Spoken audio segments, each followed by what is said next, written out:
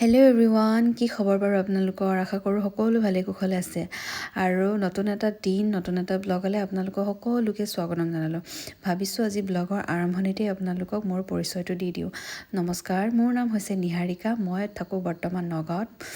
মোৰ এজনী ছোৱালী আছে, ডৰথি বুলি তাইৰ নাম, আৰু তাইক ঘৰতে আমি মাতোঁ আলফুল বুলি। আৰু বৰ্তমান মোৰ হাজবেণ্ড নগাঁৱতে কৰ্মৰত, গতিকে এওঁৰ লগত মই ইয়াতে থাকোঁ।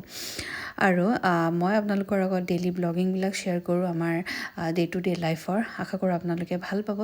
আৰু আপোনালোকে যদি ভাল পায় মোৰ ভিডিঅ'ছবিলাক, তেন্তে প্লিজ মোৰ চেনেলটো ছাবস্ক্ৰাইব কৰি দিব। ফেচবুকত যদি চাই আছে পেজটো লাইক কৰি দিব, ফ'ল' কৰি দিব। তো এয়া মই পাকঘৰত আছোঁহি, ৰাতিপুৱাতে আহিলোঁ। এওঁক আজি টিফিন বনাই দিওঁ। এওঁ ক'লে কালি তুমি প্ৰটিনৰ চেলেড কিবা এটা বনাই দিবা, গতিকে সেয়াই মই বনাবলৈ আহিলোঁ। ৰাতিয়ে মই কালি তিয়াই থৈ দিছিলোঁ মগু চানা, সেয়া মই এখন ডাঙৰ চেকনিত পানী টুকিবলৈ থৈ দিছোঁ। আৰু এইফালে দেখিলে আপোনালোকে মই অকণমান বাদাম, কাজু, কিচমিচ অকণমান ভাজি ল'লোঁ। কেইপিচমান পনীৰৰ টুকুৰাও ভাজি ল'লোঁ। এয়া চানাখিনি এতিয়া ধুনীয়াকৈ টিফিনত পেক কৰি দিম। এতিয়ালৈকে বাৰু আলফুল আৰু দেউতাক উঠা নাই, শুয়ে আছে। মই অলপ সোনকালে উঠি মেলি টিফিনখিনি ৰেডি কৰি দি আছোঁ, কাৰণ তাই উঠিলে মানে নোৱাৰিম কৰিবলৈ মই, সেইটো কাৰণে তাই শুই থাকোঁতে এইখিনি গোটেইখিনি ৰেডি কৰি দিছোঁ। এনেকৈ খাবলৈ তেওঁ বিৰাট ভাল পায়। লগতে মই ইয়াৰ লগতে ডিম এটাও দি দিম বাৰু। ইয়াতে মই নিমখ এতিয়ালৈকে মিক্স কৰি দিয়া নাই, পিঁয়াজ চিয়াজো দি নিদিওঁ, কাৰণ পিঁয়াজ নিমখ দি দিলে মানে অকণমান পানী পানী হৈ যায়। অলপ দেৰিকৈ খাব যিহেতু, সেইকাৰণে দিয়া নাই।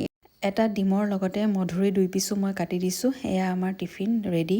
আৰু এইফালে অকণমান মই পেপাৰত বান্ধি দিছোঁ, নিমখ অকণমান, তেওঁ নিজৰ প্ৰয়োজন অনুসৰি লগাই লৈ খাব আৰু তাৰপিছতে আমাৰ এয়া দেউতাক আৰু আলফুল উঠিলেই। ভালেই পালোঁ মই উঠিলে, তাই সোনকালে ব্ৰেকফাষ্ট খোৱা হ'ব তাই, কাৰণ বহুত দেৰিলৈকে শুই থাকিলে মানে পেট খালী হৈ থাকে। তাই 10টামান বজালৈকে আকৌ শুই থাকিলে মোৰ উঠাবলৈও ইচ্ছা নাযায়। সেই তেনেকুৱা ঘটনা হয় বাৰু দেই। আপোনালোকে প্লিজ অকণমান কিবাকিবি টিপছবিলাক দিবচোন মোৰ খোৱা বোৱাৰ। আমাৰ তাই খোৱা বোৱাত মানে ইমান বেয়া নহয়। সদায় ইমান চেষ্টা কৰোঁ বনাই পিনে কিবা কিবি বনাই দিওঁ খাবলৈ, কিন্তু নাখায় তাই। কিন্তু গোটাকৈ কামুৰি খাবলৈ খুব ভাল পায় বস্তুবোৰ। পেনকেক জাতীয় বস্তু, পিঠা চিঠা তেনেকৈ বনাই দিলে খায়। আৰু এইফালে তাইৰ কাৰণে মই অকণমান চুজি বনাই দিলোঁ। আৰু আমাৰ কাৰণে ব্ৰেকফাষ্টত এয়া লৈছোঁ অকণমান ফ্ৰাইড ৰাইচ, কালি ৰাতি বনাই দিছিলোঁ তাইৰ কাৰণে। তাই নাখালে থাকি গ'ল, সেইখিনি আজি খাইছোঁ মই। লগতে অকণমান চুজি লৈছোঁ। আৰু এই আমাৰ খাবলৈতে তাইৰ কাৰণে চুজি যে বনাই দিছিলোঁ সেয়া দিব লৈছোঁ, কিন্তু তাই নাখায়। আৰু এয়া দেখিছে নহয়, কালি ৰাতি ঠাণ্ডা ভাত থাকি গৈছে, সেয়াহে তাই খাব বিচাৰে, সেয়াহে তাই খায়। আৰু এয়া দেউতাক যাব ওলাইছে। আৰু দেউতাক যোৱাৰ সময়ত তাই মানে অলপ বিচাৰে মানে দেউতাকক ল'ব লাগে, ফুৰাব লাগে তেনেকৈ। কিন্তু তাই জানে যে দেউতাক সদায় কামলৈ এনেকৈ ওলাই যায়, গতিকে তেওঁ যাবলৈ বুলি এতিয়ালৈকে আমনি কৰা নাই। পাছত কি হয় মই নাজানো, কিন্তু তাই ধুনীয়াকৈ বাই দিয়ে, যাবলৈ দিয়ে মানে। কিন্তু যেতিয়া গধূলি সময়ত বা দুপৰীয়া দেউতাক ক'ৰবালৈ ওলাই যাবলৈ, কিন্তু তাই তেতিয়া মানে যাবলৈ খুব আমনি কৰে। আৰু ইয়াত ধুনীয়াকৈ দেখিছেনে, হেণ্ডশ্বেক এটা দিছে দেউতাকক। দেউতাক যোৱাৰ পিছত এইডোখৰ বা তাই চোফাখনত উঠি পিনি দেউতাকলৈ চাই থাকে তাই যোৱাখিনি। বৰ মৰম লাগে সেইটো সময়ত। দেউতাকে কৈ থাকে এৰি যাবলৈ মনেই নাযায় বুলি, কিন্তু উপায় নাই, যাবই লাগিব ন বাৰু।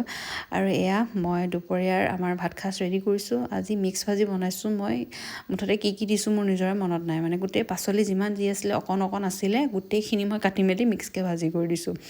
ব্ৰকলি ঠাৰিও আছিলে কিজানি, ব্ৰকলি ঠাৰিও খাই বুলি কয় ন, গতিকে ঠাৰি পেলাই দিয়া নাই, মই গোটেই দি দিছোঁ। আৰু লগতে বনালোঁ দাইল। মই ভাবিছোঁ আজি এয়া জলফাই দি দিওঁ বুলি, টেঙা কৰি খাওঁ বুলি। জলফাই দি পিনে মই আজি দালি অকণ বনালোঁ, অকণমান টেঙা টেঙা কৰি খাম বুলি। আৰু আজিকালি চব্জিবিলাকত মই প্ৰায় মানে জলকীয়া একেবাৰে নিদিয়া হৈ গ'লোঁ, কাৰণ আলফুলক আমাৰ যি খাওঁ ন সেইখিনি দিওঁ যে, গতিকে মই জলকীয়া এভইড কৰি বনাওঁ যিমানখিনি বনাওঁ। আৰু তাইৰ কাৰণে কেতিয়াবা এবাৰ এক্সট্ৰাকৈ বনাই দিয়া হয়, অকণমান ঘি দি পিনে ইটো সিটোকৈ, কিন্তু দিওঁ আৰু তাক আমি যিখিনি খাওঁ সেইখিনি বস্তু। আৰু তাই এতিয়া শুই আছে দেই। মই পটাপট এইখিনি বনাই লৈছোঁ। তাৰপিছত অলপ দেৰি পিছতে তাই আমাৰ উঠিলে। আৰু আজি ভাবিছোঁ শুক্ৰবাৰ, তাইৰ নখকেইটা কাটি দিওঁ বুলি। আৰু তাই শুই উঠাৰ পিছত গম পোৱা নাই, একদম মন মাৰি পিনে বহি আছে, নখকেইটা ধুনীয়াকৈ কাটিবলৈ দিলে। এনে বেলেগ সময়ত খেলি থকা হ'লে নিদিলেহেঁতেন, কিন্তু এতিয়া শুই উঠি পিনে তাই অকণমান মন মাৰি থকা নিচিনা কৰি আছে যে, সেইকাৰণে ধুনীয়াকৈ মানে নখকেইটা কাটিবলৈ দিলে। আৰু এইফালে তাইৰ কাৰণে মই অকণমান পকা অমিতা ৰুকি দিছোঁ। এইকেইদিন তাই মানে পকা অমিতা খুব খোৱা হৈছে। নতুন কিবা এটা খাইছে যে, এয়া নতুনকৈ দিছোঁ মই তাইক, খাই ভাল পাইছে তাই। মাজতে আকৌ মধুৰিও ৰুকি দিলোঁ, সেয়াও খালে। মুঠতে তাই গোটাকৈ বস্তু খাবলৈ ভাল পায়, মানে বেছি পনীয়া পনীয়া কৰি দিলে তাই নাখায়। আৰু তাইক এয়া গা পা ধুৱাই মেলি ৰেডি কৰাই দিলোঁ, লগতে আজি চেলাৰীও আঁকি দিলোঁ।